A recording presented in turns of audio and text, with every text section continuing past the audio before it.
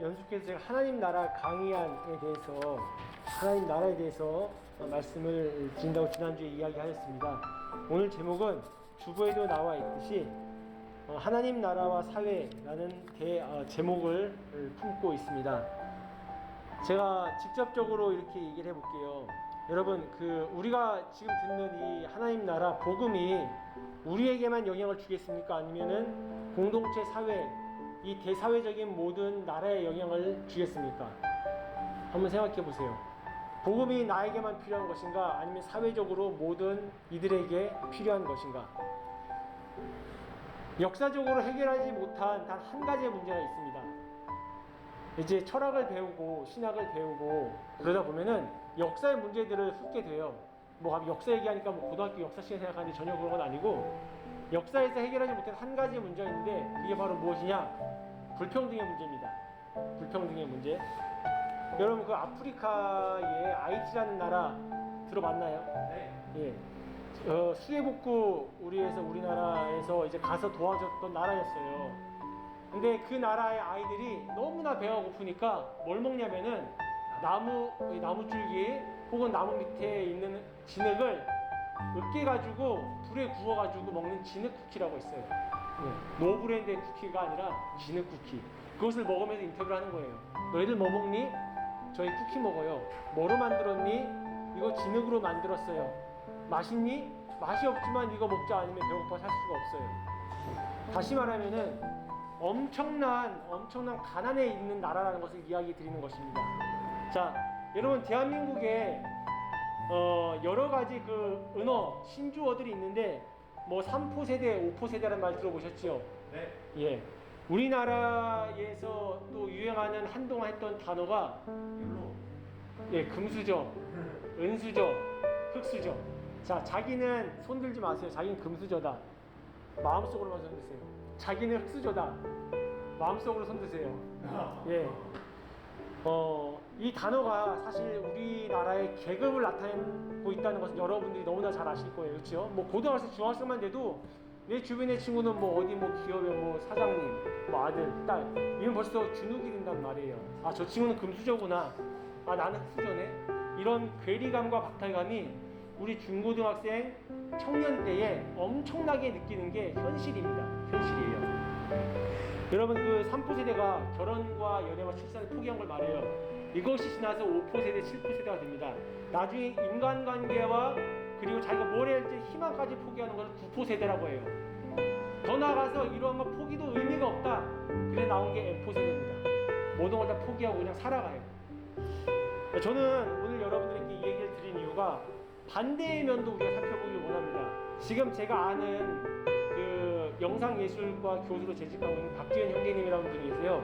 그분이 하늘 나는 플라잉카를 제작하고 하는 데 참여하고 있어요. 무슨 말이냐면은 지금은 하늘 나는 자동차가 개발되고 있다는 뜻이 들어보셨지요? 아마 조만간 얼마 있지 않으면은 이제 전기차 대세가 되고 수소차는 이제 또 평범화가 되고 나중에는 나르는 차가 나온다는 겁니다. 우리는 이미 정보를 알고 있어요. 이렇게 사회는 계속해서 진보해 나갑니다. 점점 발달하는데 시간이 가면 갈수록 이상하게 불평등이 더 강화가 돼요. 다시 말하면 빈과 부가 쭉 나눠진다는 겁니다. 그 이유가 무엇일까? 여러분, 대사회적인 관점에서 그리스도인들이 이걸 봐야 합니다. 그래야지 내가 살아가는 대한민국 2022년에 얼마큼 하나님 나라가 이 사회에 있는지, 내 개인화만 있는 게 아니라 이 사회와 이 단체, 이 공동체에 있는지 볼 수 있는 눈이 열려요. 우리가 보통 공부 잘하는 친구들 보면 뭘 본다고 하죠? 공부할 때? 나무보다? 그렇지, 숲. 우리 선생님 얘기하지 말고 좀 청년들이 얘기해 주세요. 이제 숲을 봐야 된다고 해요. 숲. 맞죠?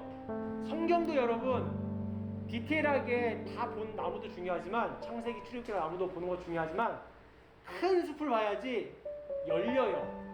영적인 관점이 열린다는 거예요. 자, 참고로 이거 하나만 더 얘기할게요. 자살률 1위가 우리나라 대한민국 아시죠?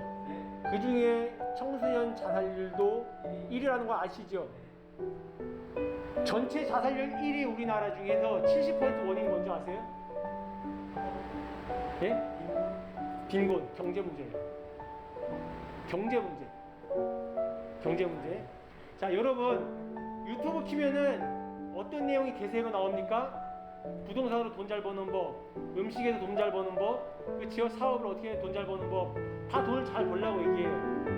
이것이 잘못됐다는 게 아니라 돈 잘 버는 법이란 내용을 통해서 돈이 사람보다 커지는 귀한 가치가 되어버렸다는 사실이 문제라는 거예요. 이런 관점을 여러분은 알고 유튜브를 봐야 됩니다. 그러지 않으면은 나도 이렇게 가다가 어느 순간에 이렇게 가게 돼 있어요. 휩쓸린다는 거예요. 전 여러분의 돈을 벌지만 하는 게 아니에요. 보세요. 열심히 영향력을 키우세요. 멋진 사람이 돼서 스펙을 잘 쌓고 커다란 사람이 돼서 큰 영향력을 미치세요. 근데 그 가는 과정 중에 방향성을 잃으면 문제가 된다는 거예요. 자, 여러분 그래서 20, 30대, 40대에 공통적인 희망사항이 하나 있습니다. 여러분 꼬마 건물이라고 들어봤어요? 꼬마 건물, 건물주, 꼬마 건물주라는 얘기 들어봤어요? 작은 건물에 건물주가 되는 게 꿈이에요. 월세가 최소 500이 나오거든요. 우리 인체 그 일하는데 건물에 너가 일하는 그 와플 가게에 얼마인 줄 알아요? 월세가? 모르지요. 거기 한 달에 150에 180 나와요. 제가 그 옆에 있는 빵집을 잘 아시는 분 있었거든요. 그 건물의 월세가 몇 개인 줄 아세요? 그 건물의 월세가 보통 15개, 20개가 들어가 있어요. 계산해 보세요.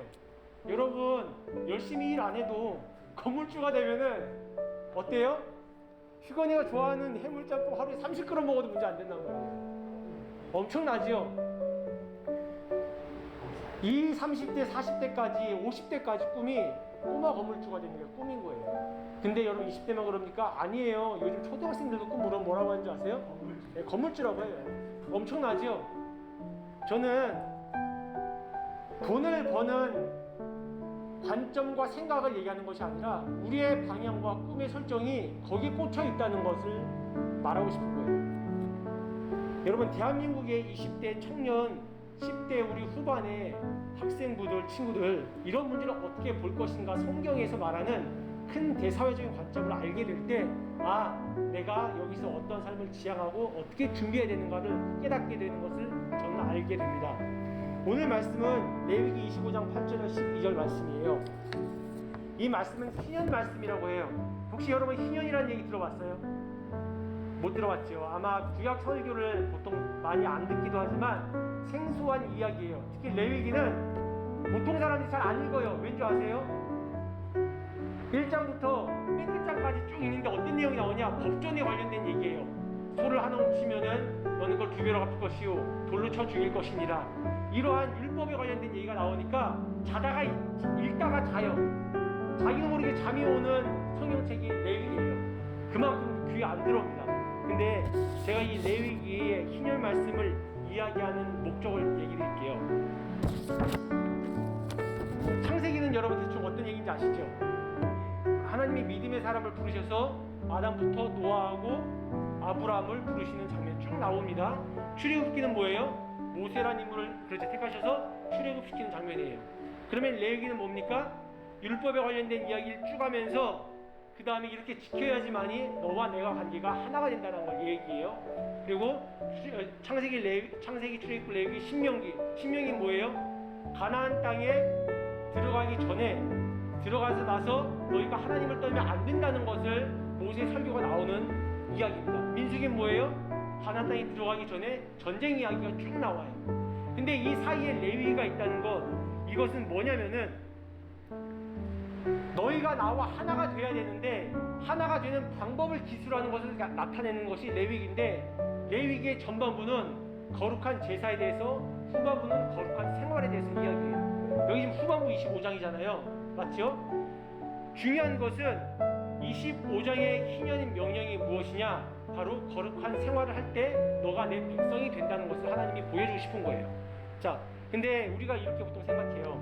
하나님은 영적인 분이지만 물리적인 육체를 가진 이스라엘 백성들의 삶을 향유할 수 있도록 어떻게 도우실까라고 우리가 생각을 해봐야 돼요. 지금 여기 여러분 7년째를 뭐라고 합니까?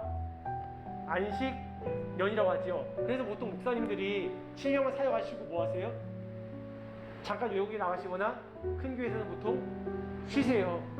근데 우리 담임 목사님은 지금 상황이 여의치 않으시니까 쉬시지는 않는 것 같아요. 안식년이라는 개념이 있어요. 77에 49가 되면 49년 이후 50년째 이듬해 7월 1일에는 뭐라고 합니까? 성경에 희년이라고 말해요. 이 희년을 보면은 시자가 복희자예요. 기쁘다는 뜻이에요. 년은 해년자예요. 다시 말해 기쁨의 해입니다. 이것 뜻을 잘 이해하세요. 기쁨의 해예요. 근데 오늘 말씀은 여러분, 오늘 말씀 50년째 해는 해에 12지파의 분배된 땅을 어떻게 하라고 해요? 각자 다 돌려주라고 해요. 돌려주라고 합니다. 이게 핵심이에요. 중요합니다. 자, 그러면은 이것을 받은 사람들은 어떻게 되겠어요? 땅을 돌려받은 사람들은 기쁘지요. 기쁨이지요. 왜냐면 당시 농경사회니까. 맞지요? 농경사회 자기 땅이 있어야지 먹고 산단 말이에요. 맞죠? 근데 여러분, 사람이 살다 보면은 아프기도 하고 누구한테 빚지기도 하고 잘못해서 내 재산을 내어줄 때가 있어요. 그러면 땅이 어떻게 하겠어요? 다른 지파, 다른 동족에 가겠지요. 그러면은 자연스럽게 그 사람은 어떻게 됩니까? 노예가 되는 거예요. 그래서 하나님은 50년째 되는 해에 토지를 가족에 다시 주라고 이야기하는 겁니다. 자, 여러분 대한민국에서 여러분에게 재산을 돌려줍니까? 예. 돌려줘요? 연말정산 그거 짧은 말이에요. 내가 말하는 거는 50년째마다 아주 큰 몫을 떼서 나라가 줘요? 안 그렇지요. 제가 말하는 거는 이 나라의 경제제도와 성경의 경제를 연결시킬 수는 없어요. 직접적으로. 왜냐하면 당신 농경사회고 고대근동사회고 지금은 기술적으로 토지를 분배할 수 있는 그러한 공유제가 아니잖아요. 그렇기 때문에 사유재산 국가이기 때문에 개인 소지가 다 있단 말이에요. 연결이 안 돼요. 근데 중요한 것은 우리는 이 희년의 정신을 우리 삶에 어떻게 적용할 것인가를 보는 게 중요한 거예요. 자, 여러분, 자유가 추상적인 자유가만 성경에서 말하는 겁니까? 아니면 물리적으로 실제적으로 자유를 주는 것까지 얘기합니까? 우리가 봐야 되는 거예요. 성경에서는 희년이 되면은 첫 번째 부채탕감이 일어납니다. 내 동족에 빌렸던 이자를 받지 않아요. 둘째, 가족 회복이 이루어져요. 노예의 삶에서 원래 토지로 가니까 가족 회복이 되면서 자신의 토지 회복이 일어납니다. 완전한 회복이 일어나는 거예요. 그게 바로 제가 지난주에 얘기한 여호와의 통치, 하나님의 나라의 모습이라는 겁니다. 이게 원형이에요. 원형인데 이게 깨졌습니다. 자, 누가복음 18장 19절을 한번 찾아서 읽어볼게요. 함께 찾아보겠습니다. 누가복음 4장 18절 19절입니다. 누가복음 4장이에요.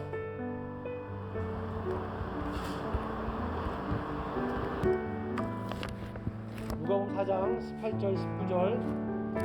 제가 18절 읽고 여러분이 19절 읽겠습니다. 누가복음 4장 18절과 19절. 찾았죠? 제가 읽겠습니다. 19절 여러분들이 읽어주세요. 주의 성령이 내게 임하셨으니 이는 가난한 자에게 복음을 전하게 하시려고 내게 기름을 부으시고 나를 보내사 포로된 자에게 자유를, 눈먼 자에게 다시 보게 함을 전파하며 눌린 자를 자유롭게 하고. 아멘. 여러분, 이 본문이요, 예수님이 세례 요한의 세례를 받으셨습니다. 그리고 성령이 비둘기같이 내려오셨지요. 그 다음에 첫 사역을 시작할 때 선포하는 사명 선언문이에요. 여러분, 회장님이나 교회나 목사님이나 어떤 조직의 장은요, 항상 나머지 사람들을 이끌어갈 때 뭘 제시합니까? 비전, 목표를 제시해요. 맞죠? 예수님의 비전과 목표가 이거였단 말이에요. 이게 사명 선언문인데, 여러분 19절에 보면은 주의 은혜의 해가 영어로 뭐냐면은 The year of the Lord's favor. 다시 말하면 주의 은혜의 해, 기쁨의 해, 희년이에요. 하나님께서 선포하셨던 레위기 25장의 희년을 예수님께서 지금 이 자리에서 첫 시작을 하실 때 내가 이걸 위해서 왔다, 이걸 선언한다 라고 얘기하고 제자들과 많은 사람들에게 선포하는 자리였단 말이에요. 자, 여러분, 우리가 이렇게 생각해야 돼요. 그러면 구약에도 그렇고 예수님께서 희년을 선포하셨으면은 물리적으로 우리 삶에서 왜 이렇게 힘들고 어려울까? 이러한 물질이 지배하는 물질 맞는 구조의 사회에서 나는 어떻게 하나님의 말씀의 중심을 잡고 서 있을 수 있을까? 고민을 해야겠지요. 근데 이 고민을 여러분 이전에 1839년에 헨리 조지라는 사람이 태어나서 고민을 하기 시작했습니다. 이 사람은 사상가이자 철학가이자 그 다음에 해방운동가였어요. 헨리 조지라는 사람 한번 쭉 쳐보세요. 이 사람이 어떤 당시 상황이었냐면 미국의 산업혁명의 물결이 흐르던 상황이었어요. 여러분 산업혁명 아시죠? 사회가 진보화되면서 철길이 깔리고 그 다음에 큰 기업과 대형 공장들이 많아지고 방적기 생산이 되면서 더 강화되면서 대량 생산이 강화됩니다. 그러면은 어떤 일이 발생합니까? 부가 넘쳐나지요. 그래서 철공한 카네기 같은 사람들, 존 워너메이커 같은 미국의 백화점 왕들, 이런 사람들이 큰 부를 축적하기 시작을 해요.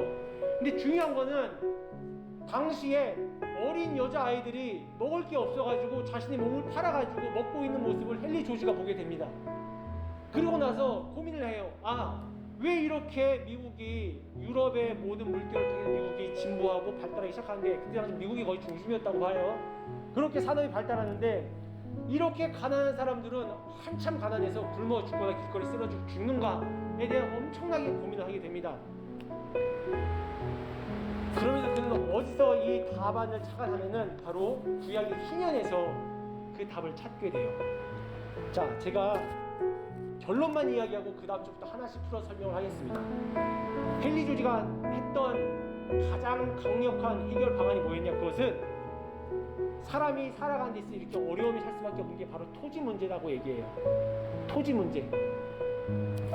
토지를 개인이 너무나 많이 점유하고 있어서 모든 사람들이 그 토지를 가질 수 없다는 걸 문제 삼아요. 근데 여러분 잘 보세요. 토지는 각각 사람한테 분별할 수가 없어요. 우린 공산주의가 아니잖아요. 그렇기 때문에 그렇게 할 수 없어요. 그래서 헨리 조지는 이렇게 말해요. 토지가 필요한 사람은 토지 소유를 하게 하라. 대신에 토지를 사용하는 토지에 관련된 지대세, 토지 지대세라고 합니다. 그 세금을 걷자라고 이야기를 해요. 실제 그 당시에 이 얘기를 하고 나서 미국의 알래스카나 호주나 미국의 필라델피아 이런 나라들이 이 제도를 시행을 해요. 그랬더니 어떤 일이 일어나냐? 첫 번째, 빈하고 부가 만나요. 누구나 평등하게 될 수 있는 가능성이 엄청 높아져서 구걸하지 않는 상황이 발생을 했어요. 근데 여러분 지금 대학에서 거시경제학을 가르칩니다. 무슨 말이냐면은 주리경제학이라고 해서 헨리 조지하고 반대되는 경제학을 가르쳐요. 그러면은 낙수효과라고 아시죠? 위에서 아래로 물이 떨어지기 때문에 그걸 받은 일반 국민들이 잘 살 수 있다. 이 이론을 가르친단 말이에요. 근데 이 이론이 틀린 이론은 아니지만 완전한 이론은 아니라는 거예요. 중요한 거는 거시경제학 이면에 있던 헨리 조지의 말이 그때부터 막혀요. 왜 막히냐? 당시 하버드, 프린스턴 같은 대학들이 이 거시경제학 이론을 가진 고전 경제학자들이 이걸 막습니다. 그래서 이 이론이 펼쳐지지 않아요. 그런데 당대에 유명했던 아인슈타인, 링컨, 그 다음에 수많은 유럽의 미국의 저명한 인사들은 이 얘기를 받아들여요. 그래서 토지 지대세 운동을 해야 된다고 이야기합니다. 저는 이것만 얘기하고 마치겠습니다. 우리나라에도 헨리 조지 협회가 있어요. 그래서 이 운동 하시는 분들이 있습니다. 저는 우리나라가 신앙은 너무나 중요하지만 이 신앙이 부의 힘을 못 이기는 게 아니라 이 대안이 이미 성경에 있다는 것을 이야기 드린 거고, 그 다음에 이것을 가지고 우리가 어떻게 적용하며 우리가 큰 숲을 이 대한민국 사회를 바라보게 됨으로써 경제 문제가 얼마나 중요하고 이 문제를 통해서 경제, 정치, 문화, 사회 모든 분야를 성경적인 관점으로 볼 수 있는 눈이 우리가 열려야 된다고 저는 보는 거예요. 그렇기 때문에 여러분에게 가장 중요한 토지 문제를 이야기하고 희년 문제를 이야기했습니다. 말씀을 마치겠습니다. 다음 주에는 그렇다면 한국의 가난과 부가 어떻게 연결이 되고 우리가 이 안에서 어떻게 바라봐야 될지를 이야기하는 시간을 가지면 좋겠습니다. 이 시간 함께 기도하겠습니다.